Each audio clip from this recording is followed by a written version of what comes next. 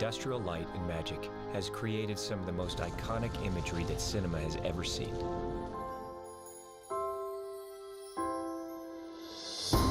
For the past 35 years, they have transported us to worlds beyond the reaches of our imagination. Their pioneering and breathtaking visual effects have transformed the way we see movies. We're all jaded when we go to movies. I mean, we watch all kinds of stuff that we aren't supposed to be looking for.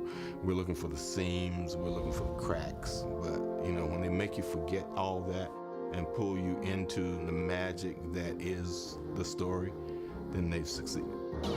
Through their masterful blend of art and technology, they have revolutionized movie making and helped to define popular culture. From the sublime to the ridiculous, from E.T. to the amazing work they did on Transformers. ILM loves to find different ways of telling stories visually. They've made us wonder, they've made us marvel, they've made us believe. It's wonderful to know that the tools are there to really begin to get what's in here, you know, out there into the world. And ILM has been leading the charge in that quest since it began.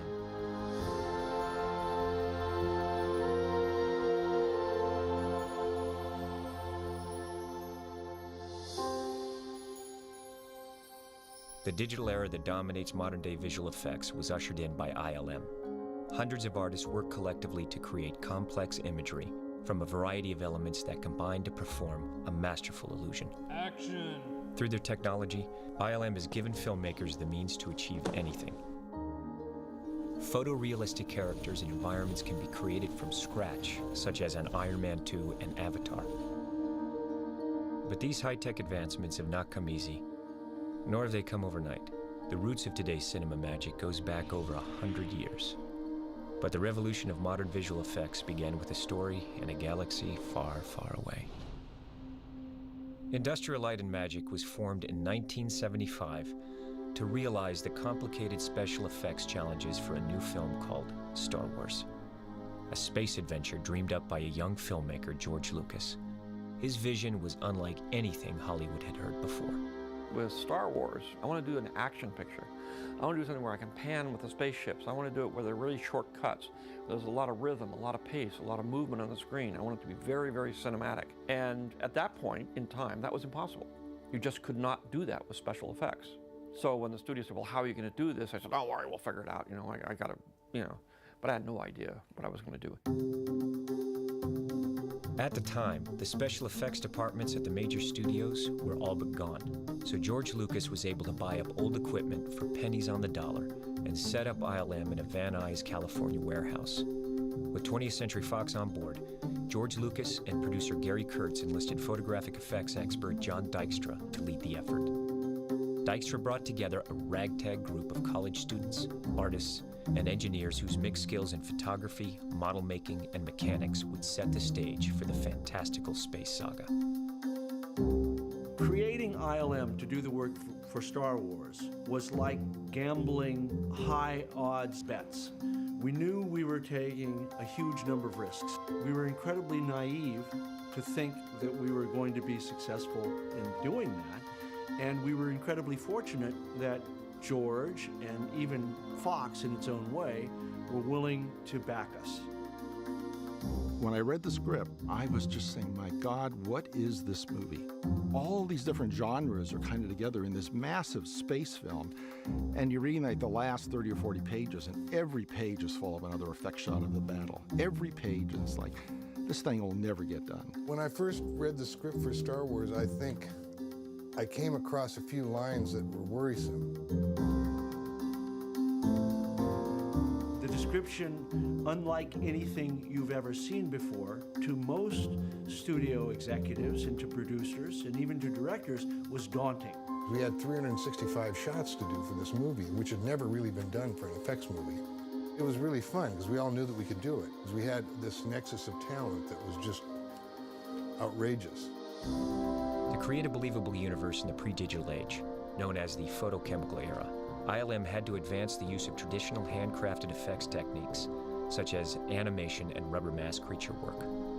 Artists would use matte paintings to increase the scope and production value of a scene, by extending environments painted on glass that would be photographed and combined with live-action elements. Detailed miniatures and models were built and shot against blue screen to allow the placement of other elements into the scene. In a process called optical compositing, ILM retooled a dormant optical printer that allowed for a record number of separate film strips to be rephotographed and combined onto a single layer of film. I knew what I was up against, and I knew how I wanted to do it, but I was constantly bumping up against the technology ceiling. Sometimes you'd have as many as 100 different elements going through, and it'd take 24 hours to do it, and if you made one mistake with one element, you had to start over again. There's no second chance. If anything goes wrong during something, it's over, and you have to sort of stop and start the entire process over again, and that is really difficult. And that takes a good team and a lot of concentration to get a high-speed model to blow up quick enough in the right way, or stop-motion characters to walk across the scene over a period of a 12-hour shoot, and it's only going to last 4 seconds. There can't be anything go wrong. No light bulbs can blow out. No, nothing can be bumped accidentally, between each frame of film. So it's really hard to do that. It had to look real, and so that was the trick. We would paint ourselves into a corner and have to invent our way out of it. We all knew we could depend on each other. There was this kind of spirit of camaraderie, and so many of us gave our best ideas to the show. John Dykstra designed the revolutionary DykstraFlex. This computer-controlled system allowed for the programming of dynamic and repeatable camera moves. The DykstraFlex facilitated the combining of numerous elements into a single dynamic shot, freeing up the stationary camera that had been the norm in model photography for over 100 years. It was like we were in Florence during the Renaissance. There were so few places that did that type of visual effects, and there were so few artists that could do it. It was very rare, very wonderful, and it was a rebirth of the industry. Star Wars was the beginning of a renaissance of visual effects, and Star Wars woke up a sleeping giant. George anthropologically looked out at the world and said, "What's missing here?"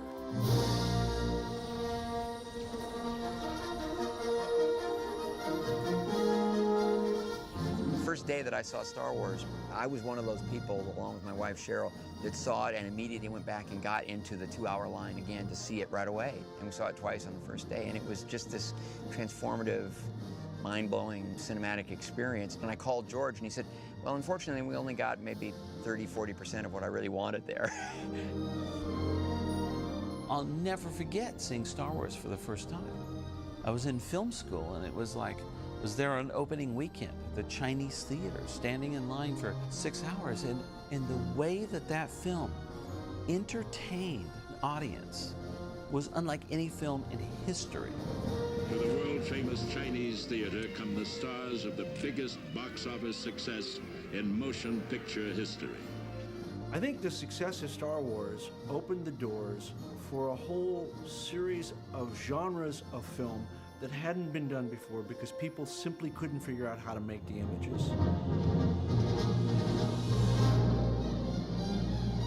ILM was born out of sort of a rebirth of the beginning of cinema, which is to say, it's all a trick. And we're in the business of, we're the tricksters.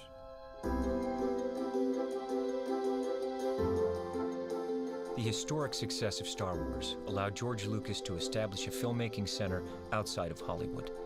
He relocated to Marin County, Northern California, and eventually built Skywalker Ranch. ILM would set up shop in the nearby town of San Rafael, inhabiting a nondescript building known as Kerner Optical, their home until 2005. They immediately began work on the next Star Wars film, The Empire Strikes Back. All in all, the real impetus of ILM was to keep a core group of creative people and the highly technological environment they needed functioning. It was really clear that in order for ILM to sustain, we did have to find a model that would work for becoming a viable business and working for multiple filmmakers. ILM opened its doors to the outside film community, becoming the first independent visual effects studio to realize the visions of directors with unique stories to tell. First film I collaborated with ILM on was Raiders of the Lost Ark. Most of the effects of Raiders came at the end when they opened the Ark of the Covenant. And the effects involved creating the power of God, I guess, of what was coming out of the actual ark. The spirits.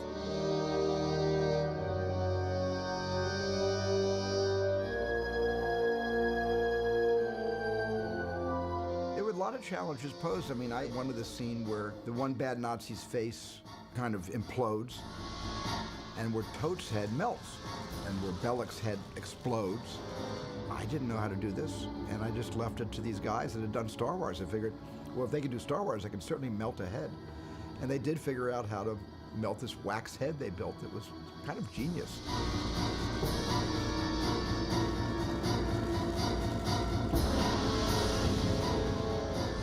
And that was all the beginnings of my relationship with ILM. While ILM continued to push the boundaries of photochemical effects, George Lucas could see the potential for an entirely new way of creating cinema magic. In the same way George had so much vision about marrying computers to cameras and optical printers, he felt that there were probably ways to create all of the kinds of things he did in Star Wars in the computer. He felt there were ways to do editing with computers. He thought there were ways to create and manipulate music with computers. And those three things led him to start the Lucasfilm Computer Graphics division that he hired Ed Catmull to start. I was asked to bring in technologists and computer scientists and wizards of various sorts to bring this into this industry. Among PhD student Ed Catmull's early advancements in computer technology was the ability to create smooth curved surfaces and wrap textures around them. This was a pioneering leap in the rudimentary world of computer graphics, known as CG.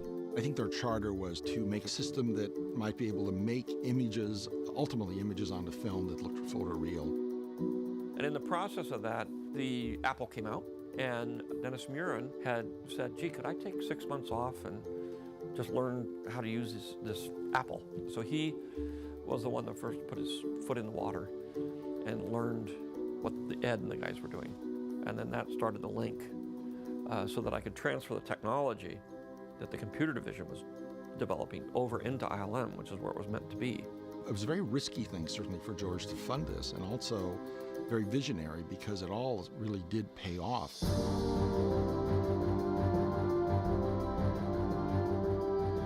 Today's powerful computer-generated imagery owes its roots to this early CG group, who by 1982 were able to prove their various skills to create a sequence in Star Trek: Wrath of Khan. While developing hardware and software, they spent 5 months advancing texture mapping, motion blur, digital matte painting, and compositing programs to create the first visual effects shot made in the computer for a motion picture.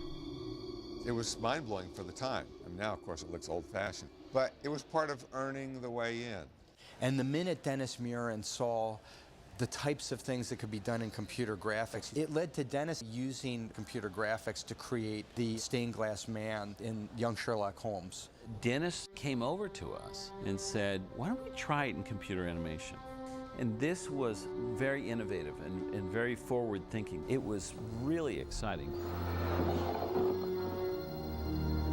I mean, it was a lot of work because back in the day we didn't have the tools. I literally had to take the footage and project it onto my computer screen, and I animated the camera move by hand.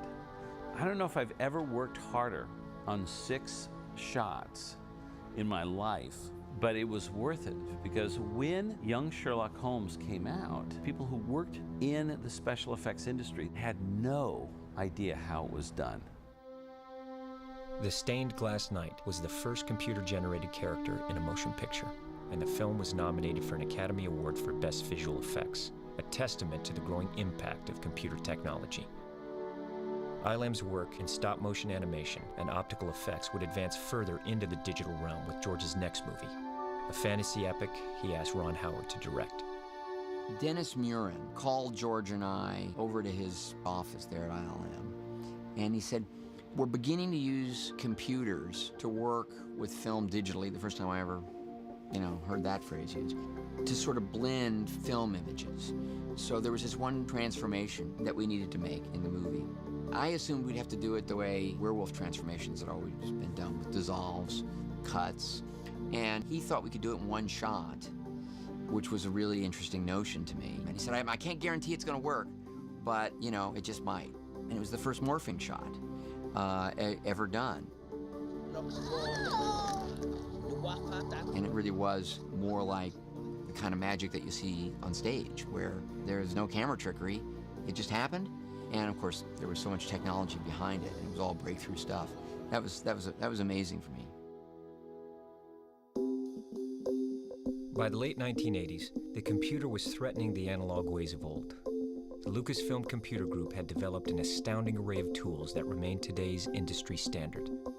The first digital editing system, the first digital audio editing system, a film laser scanner, and a powerful graphics computer for digital compositing and high-resolution imagery. The Pixar Image Computer and its processing software called RenderMan enabled the group to create a breakthrough computer-animated short film, Andre and Wall-E B, which inspired them to pursue their far-off goal of a full-length animated feature film. At the time, as the vagaries for finance come up and down, George realized he couldn't afford all of this because there were so many things going on. And so we had some meetings with George and we said, well, we really want to make an animated film. And he said, well, that's not what I want to do now. He wanted the technology.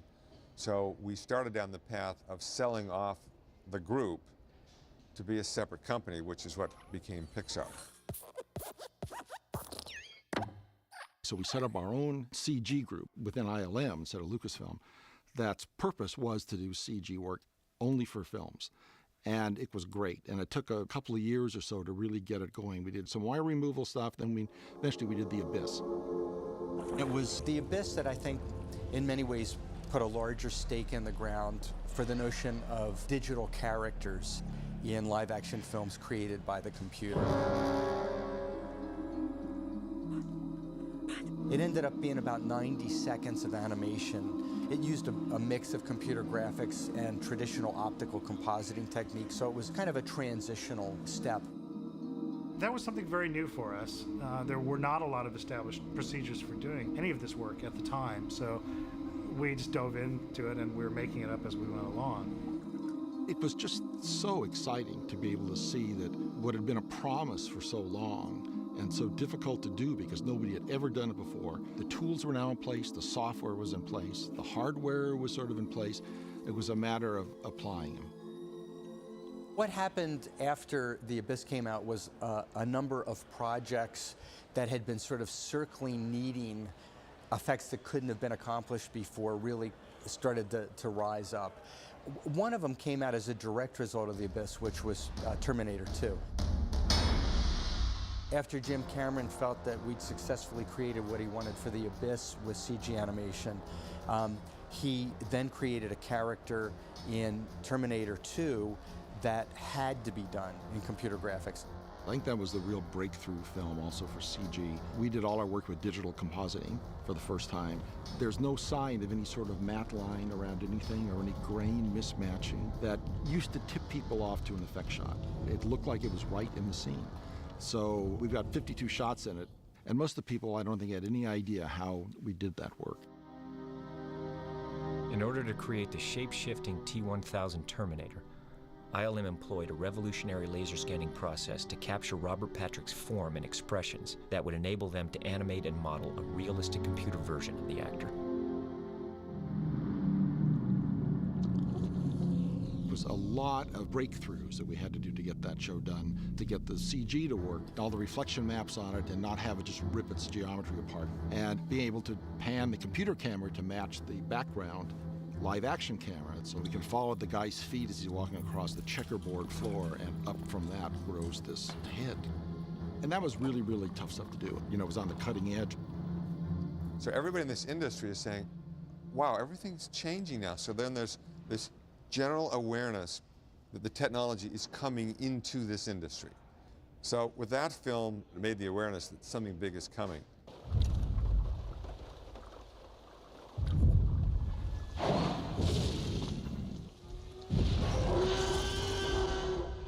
I was perfectly happy to do the dinosaurs, the technique that Phil Tippett had honed to a fine point. And we had settled on that for Jurassic Park. Personally, I didn't think the CG was ready to do Jurassic Park. for at least for the close-ups of dinosaurs, I thought maybe we could do like some stampede sequences, because what computers are good at is, like in word processor, you can clone something a million times. You can copy a word and duplicate it 100 times on the page or anything you want. Well, it's true also with models, and so you could do it with dinosaurs. You could make one Gallimimus dinosaur and clone 20 of them and have them all running with the same run cycle. That's the sort of thing that's really hard to do with stop motion or anything like that. But we started doing these tests in CG before the show was going on, and our tests started looking better and better. Until one day Dennis Muren came over to me and said, you know, I really think we should do this in the computer, and let me shoot a test and show you. Dennis was working off in the corner. We were going along the normal route. Dennis then got the audience with Steven, and part of it is to convince Steven, and part of it was me saying, we can do this, I will guarantee it, it'll be fabulous. The test was a herd of running Gallimimuses, and he didn't flesh them out, he just basically put the bones in motion. It didn't have that kind of artificial look, it was completely realistic. It looked like skeletons had come to life and were just running throughout Hawaii. And all the onus of stop motion photography was suddenly eradicated. We were both kind of wondrous about what this was promising, this industry. We literally didn't know from one day to another how stuff was going to look. Every day we'd be looking at the dailies and saying, did we do this? Did people make these images? We've never seen anything like this before, you know? Where's the trickery we've been seeing in movies for, 80 years? There's nothing there. It looks real. A visual effects shot starts with a line in the script that describes something. Let's say a dinosaur runs across the field. You start by going on the live action set and shooting what's called a plate. The plate is the background that you're ultimately going to insert that digital character in this example. The plate comes back to the artist. They create a virtual topography that reflects what they've seen in that shot. They build a character in the computer. They build its bones, they build its structure, they then come up with surfaces and skins for it. They color it, they give it eyes, they give it motion, they give it fingernails, they rig it so that it can be animated. So they take that photograph background plate, they take that character, and they animate the character in the computer space to fit into that photographic plate. When that's done to the director's satisfaction, they actually composite it into the scene. Once it's composited into the scene, it is filmed out of the computer and cut into the film, and hopefully everybody loves it in the movie house. Here, there was not even going to be a thought in the audience's mind that what they were seeing was not absolutely real. And because Stan Winston did this amazing job of creating full-size life replicas of a T-Rex, we were able to effortlessly cut together the digital dinosaurs with the Stan Winston full-size dinosaurs. And the audience sometimes was confused as to which was which.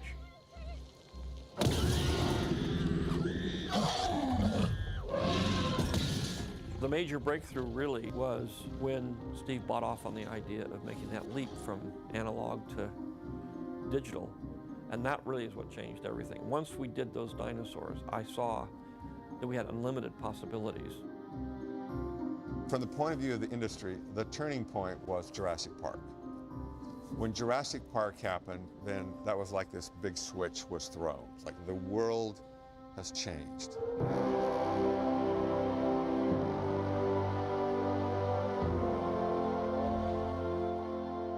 It started a kind of revolution and an evolution that began to move faster than the speed of light. It's a dinosaur. I was amazed at how much ILM was able to accomplish and go beyond the dinosaurs with everything else they did in the next several years.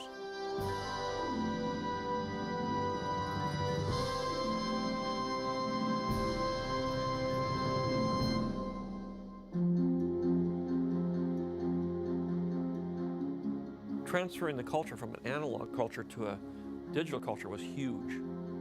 Huge problem. Lots of pain, lots of heartache, lots of emotions for people who were, getting crunched in the shift.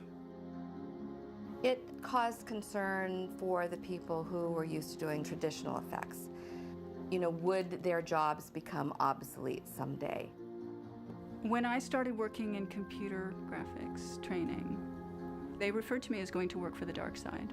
the model shop were threatened by this whole division that was growing up. And I was one of the few people who made the first jump into CG from the model shop. Since then, been many, and we've all been, on the whole, been very successful. But at first, it was not considered to be loyal to the shop. I had an interesting experience where we'd had a shot in the movie that was just really bad. It was an optical composite, and we redid that comp with some frustration, and people didn't want to do it, with digital, with Photoshop, and it's like night and day. So I showed this to one of the old-timer optical guys who had done it the first time, showed him both versions, and I said, which one do you like? Because I wanted to bring him into the digital world, and he picked the old one. And I thought, what the heck are you seeing? What's going on? And I realized then there was a problem here. You know, there's fear going on, denial is going on, but he ended up being one of our best digital compers once he came over to it and saw what he could do. Right around the same time, Bob Zemeckis did Forrest Gump, and Forrest Gump had a similar importance in terms of changing the industry. What Jurassic Park did in terms of big in-your-face visual effects, big characters, bringing fantasy and sci-fi to the foreground, Forrest Gump did in exactly the opposite and understated way. Invisible effects, doing things that you couldn't do before, changing people's performances by changing the way their lips moved, changing the skies in pictures to create a different mood. All kinds of little things that, had you been able to photograph it that way originally, you would have, but you couldn't, so you manipulated everything to enhance the storytelling. At one point in Forrest Gump, he's playing ping pong. And he's playing at this phenomenal speed. You might ask, how did Tom Hanks learn how to play ping pong? Well, the answer is, of course, he doesn't. He's just moving the paddle, and somebody's putting the ball in, and it's used with Rennerman.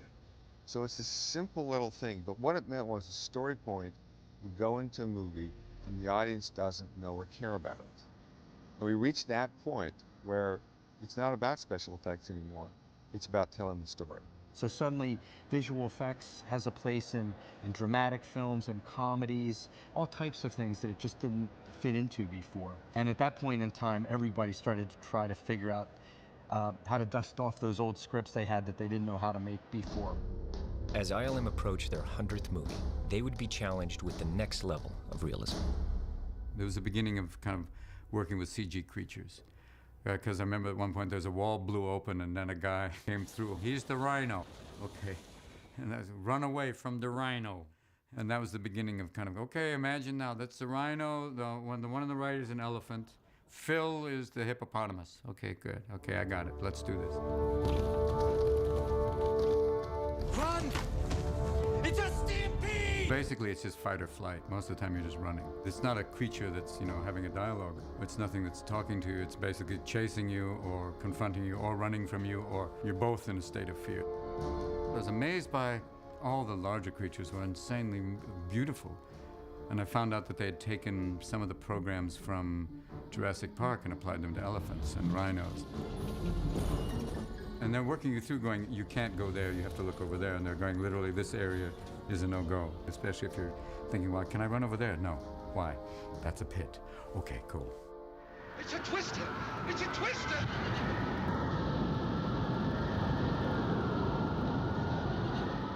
The tornado in Wizard of Oz, to me, just stood out as being strikingly real compared to other stuff I'd seen.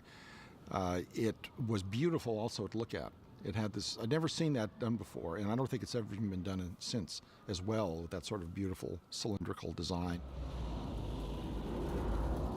ILM is consistently breaking new ground. I think that the visual effects industry requires that. Twister, I remember, got greenlit because of a special effects shot that ILM did, and we did a test, and we sat in the screening room at Amblin. Everybody loved the shot so much that that's when the movie got greenlit at that moment.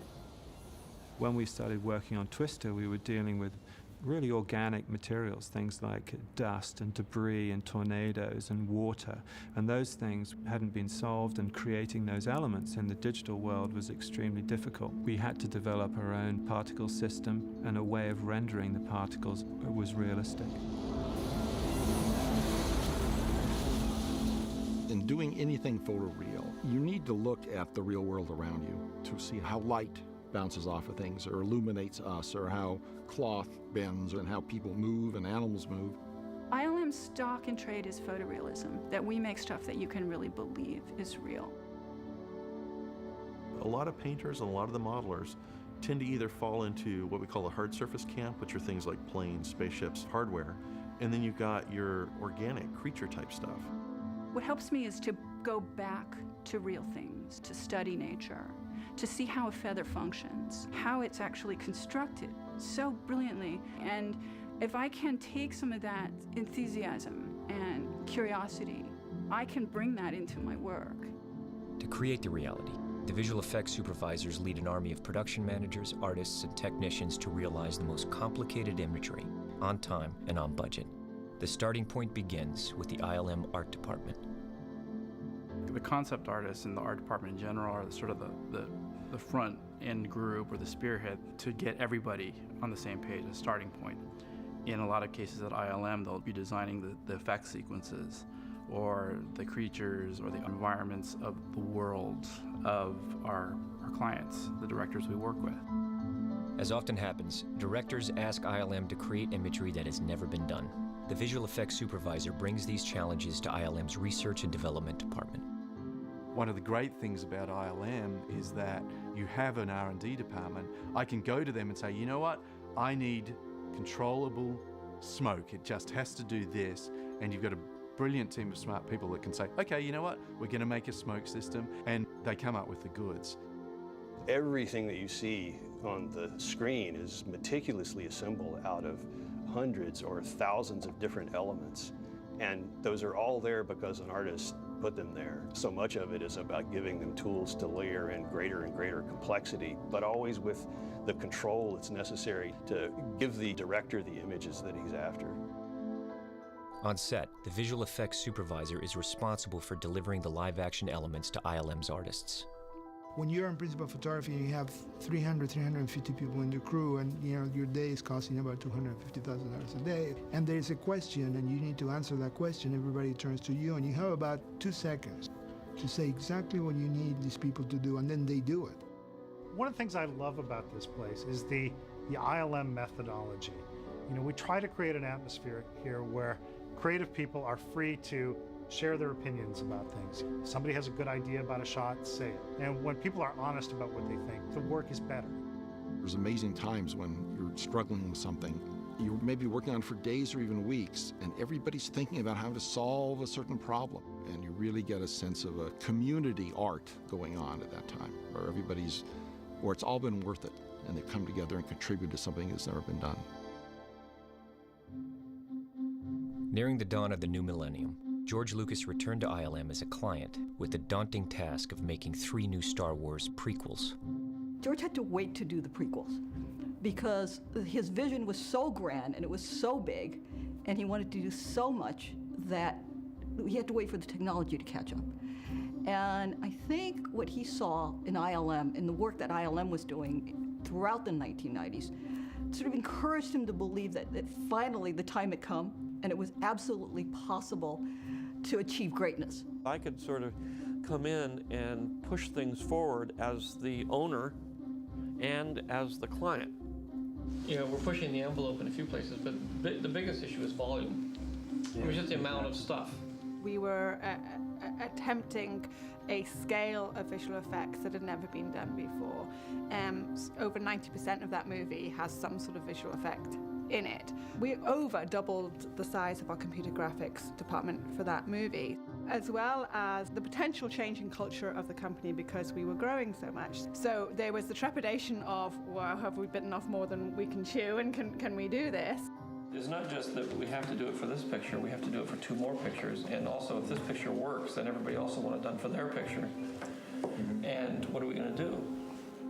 We had over 2,000 visual effects shots in it. There were so many aspects of what needed to be depicted that couldn't be done with the tools that we had at the time. It's painful, it's scary, and a lot of things, and you need somebody there to hold your hand and say, look, I'll take the blame. If this doesn't work, I take the blame. And that's why I've always done it on my own movies.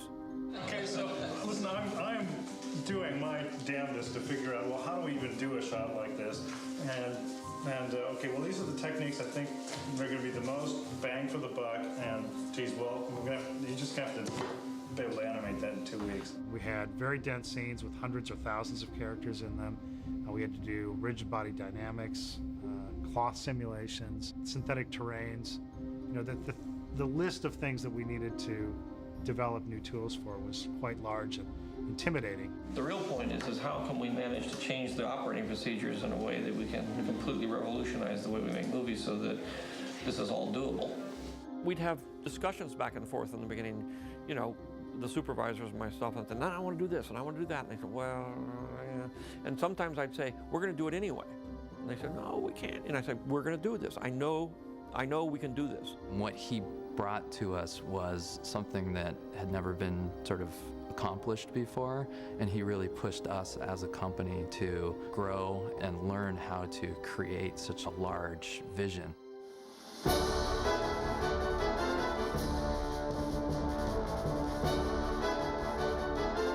You do a big, complicated show like that, you develop some confidence in the process of take big problems, you break them down into smaller problems, you break those smaller problems down into yet smaller problems until you get to a scale where it's tractable by a single person.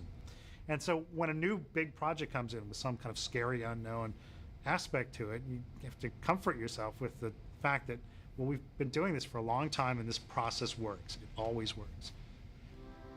When I was asked to paint Yoda as a computer-generated character, I really remembered what it was like for me when I first saw Yoda on that screen and what Frank Oz had done with him as a character. That was a real honor to be asked to work on him. To get Yoda's expression, to get his character, was terribly important that we get that right. The fear of loss is a path to the dark side. In the CG universe, performers were now challenged to act in virtual worlds with invisible characters unlike ever before. That was the time we created the Jar Jar Binks character. And a lot of people feel different ways about Jar Jar Binks, but the fact of the matter was, you had a living, breathing character who was acting alongside the actors for a large portion of that film. And it really showed that you could have digital characters integrated with live action people and make that work.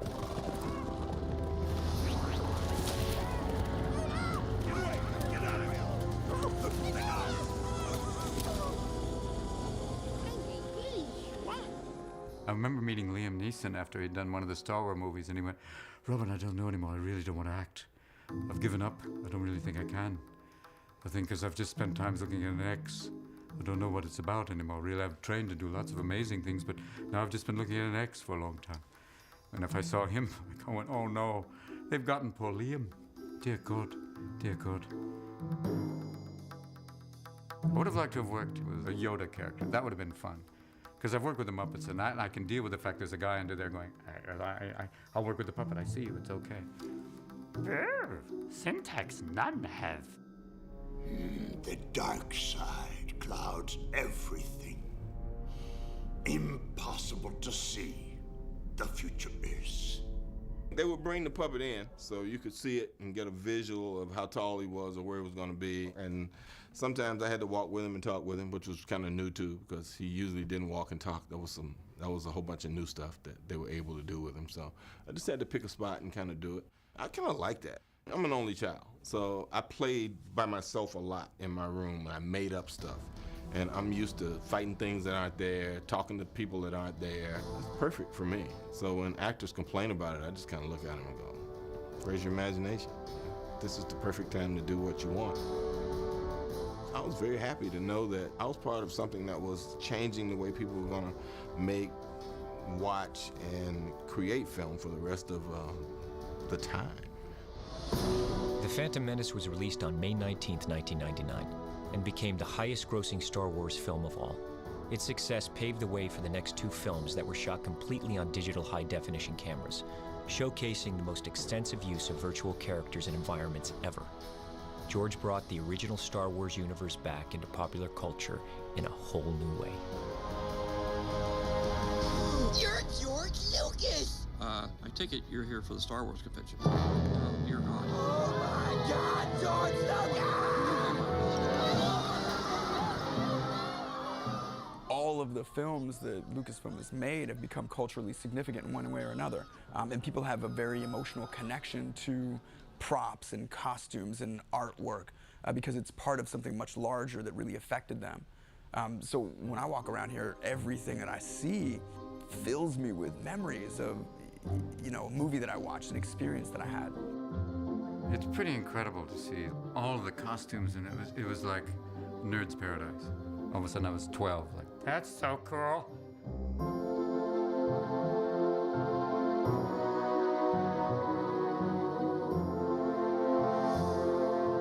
No matter how much you romanticize a weapon or a mask or a costume or a character, you come and touch it and somebody had to paint it and build it and cast it out of foam or wood or plastic or what have you. It's really wonderful and heartwarming for me to come up here and see these models that I built almost 30 years ago, because it brings back so many memories. You don't think about these things for so long, and then you see them, and it's like, oh gosh, I remember when I built that. Whoops, 10 people just died. It's odd, though. We didn't build them to last forever, and we certainly didn't build them to go out into traveling shows and be in museums. And so it's kind of odd to see them up here where they won't let us touch them. And if something breaks off, they photograph where it came off and they put it in a little plastic bag and seal it up. When you see them and you realize when they lit them, they had a life. They were a creature. Yoda. To see Yoda like, moving not. CG take work is. In 2001, ILM brought history to life like never before with the epic World War II battle sequences in Pearl Harbor, another series of landmark achievements for the company. In 2004, they created the first extreme close-up of a realistic digital human for Lemony Snicket's A Series of Unfortunate Events, ushering in a new era for digital actors. The realism paved the way for the highly anticipated Pirates of the Caribbean films.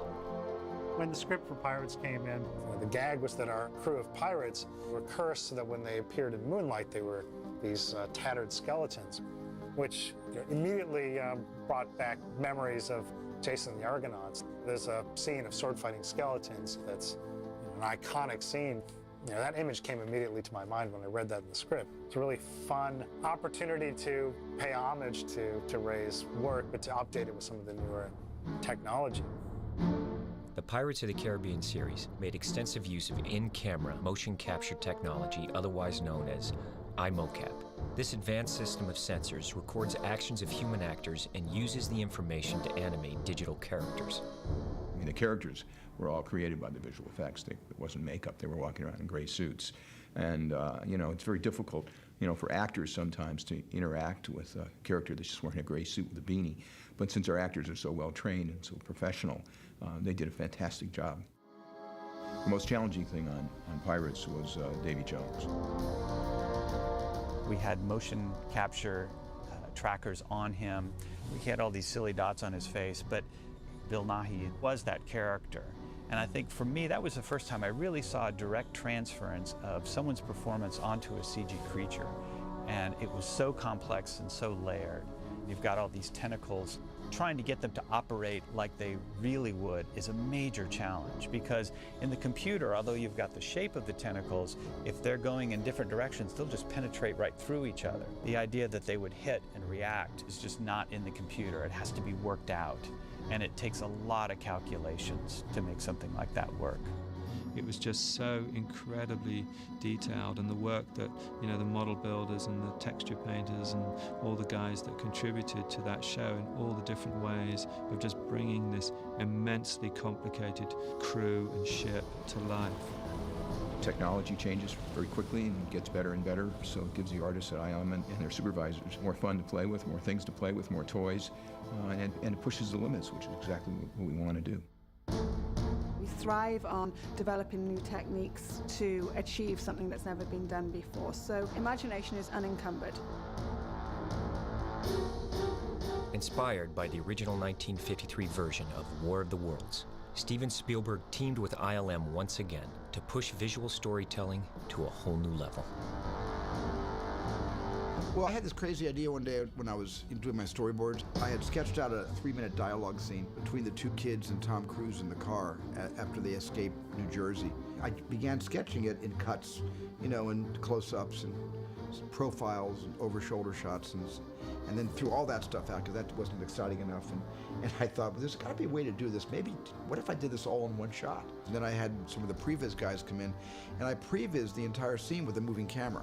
That actually went through the car at one point, went through the back window at another point, went out into the middle of the turnpike to make room for cars that are passing, and then went back into the window again. And it was an impossible dream, and I knew it was not achievable, because I didn't quite know how to blend it. Where were the blend lines going to be? How do we glue these disparate pieces together to make it seem like it's one shot?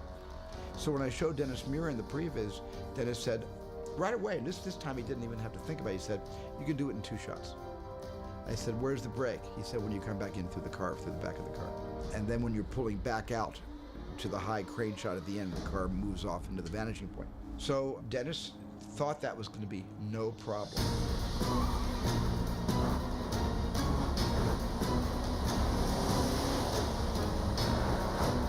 I don't think there's much clue that you're seeing an effect in those things because there's no camera cuts. It's done much more like documentary style. And that's got a really great sense of surprise when that happens. It's much more realistic and immediate. And that's hard to do with any kind of effect.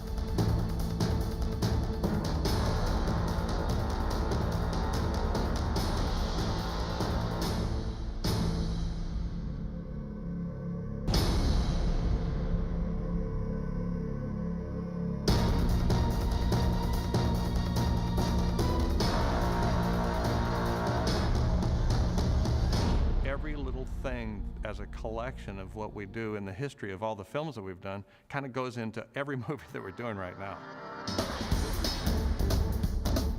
Transformers represents a colossal collection of all these different stair steps of ideas on the way.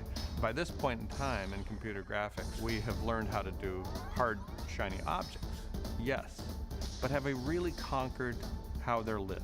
Have we really conquered a more realistic style of animation? Or a cooler style, let's say? No.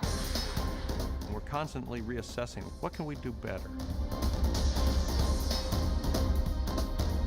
Then we start designing the robots. And I think initially a lot of the robots were made out of all these questionable materials that look very CG-ish.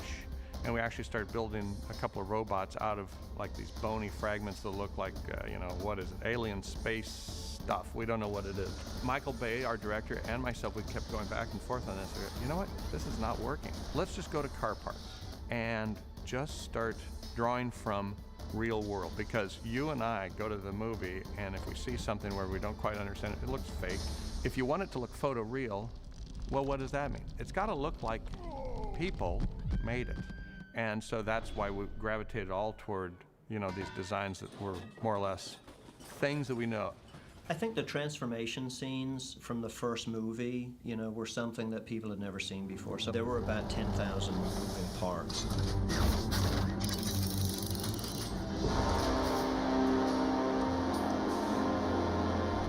All those pieces have to move and articulate with one another. Technology-wise, that stuff didn't exist before. So again, it puts ILM on the leading edge of technology breakthrough.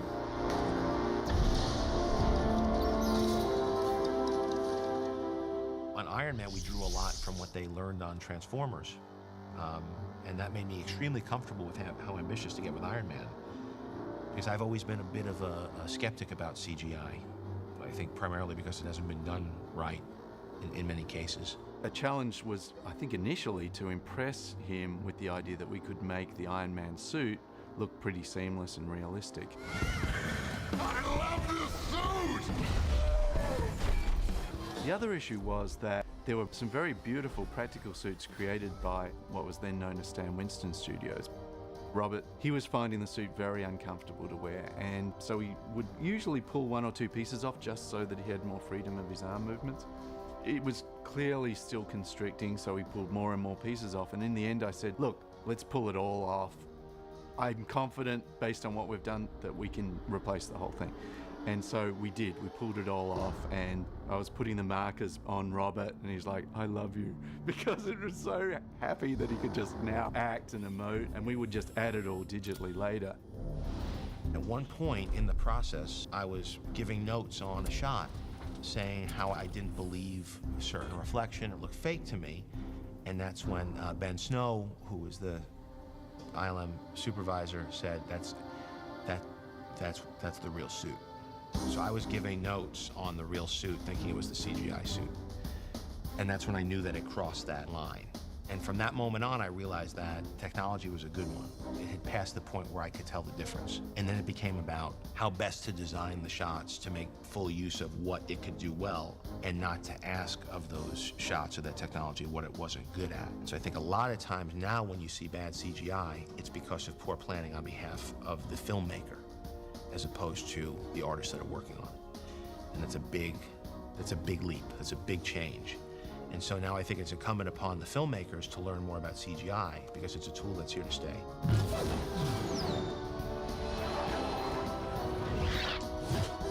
The suit is the star, of the Iron Man movies. When you watch that suit do stuff, that's what we go there for. When the screws come out and the boots come on and things come on his arm, you really wish you had one of those things. And the ability to make you want to be that particular character is the dream of, I'm sure, all the guys that are working in those particular places that sit there and go, oh, that would be so cool. What if his suit did this?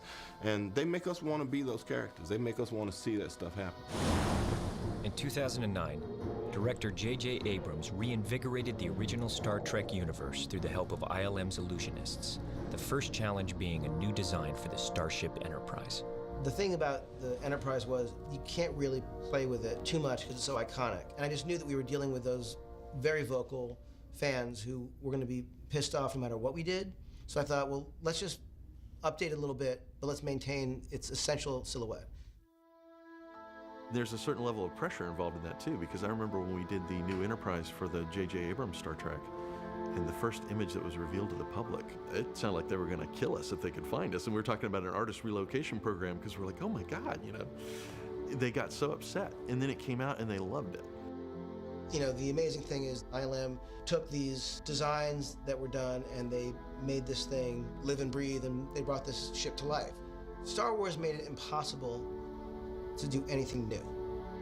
There's not a weather system, a terrain, an environment, a character color, a number of arms or legs. There's nothing that he did everything. And in the last 3 films, probably exponentially more than, all science fiction films put together. Every once in a while, someone would whisper, remember, Star Trek came before Star Wars. And I was like, yeah, it doesn't help me, because George has outdone it. ILM made the most of practical and visual effects magic by shooting 2 very different worlds side by side. Just 30 feet apart in the parking lot of Dodger Stadium, creating Kirk stranded on the icy Delta Vega planet was done from a partial set under the balmy skies of Los Angeles. It was a really fun magic trick to get to kind of shoot those things so closely and yet have them seem so worlds apart. There's a step with lighting and rendering that is just unnervingly magical. When you get it, you're like, You can work on a shot for months, and you go and watch one of the movies you've worked on, and it's, you see the audience react to something, you go, wow, that's awesome. So it's very fulfilling from that aspect. It just requires an incredible organizational and artistic endeavor, and I think that the fact that it works as well as it does is a testament to how ILM is built and the kind of people that work there. It's an amazing team, a huge, amazing team. In 2005, ILM moved from Marin County across the Golden Gate Bridge to a 23-acre complex at the historic Presidio. Within this house that Star Wars built, ILM's team of visual effects wizards continue to push the envelope. From their humble beginnings in a Van Nuys warehouse to a state-of-the-art facility, they've single-handedly transformed the photochemical days of old into a new digital era, changing the industry one film at a time. Over the last 35 years, ILM has created visual effects in nearly 300 movies. Their innovations in artistry has been recognized with 15 Visual Effects Academy Awards, 23 additional nominations, and awarded the National Medal of Technology. In dark theaters everywhere, they transport us to other worlds with their cinema magic, always inspired to create the impossible. I think ILM's greatest challenge is, in a way, their own reputation, and continuing to grow and expand and, and live up to the standards they've set.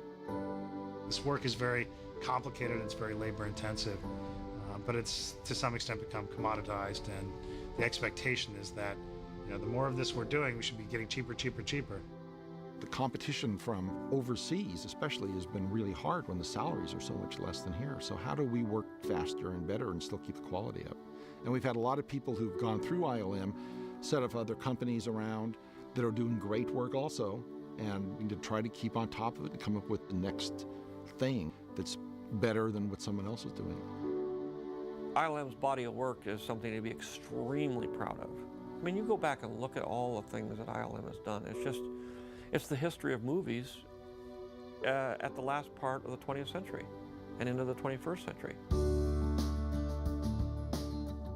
Lightning just keeps striking at ILM. That's the remarkable thing about ILM. It's not like they had their moment and it's moved on. They find ways to reinvigorate that facility by breaking new ground.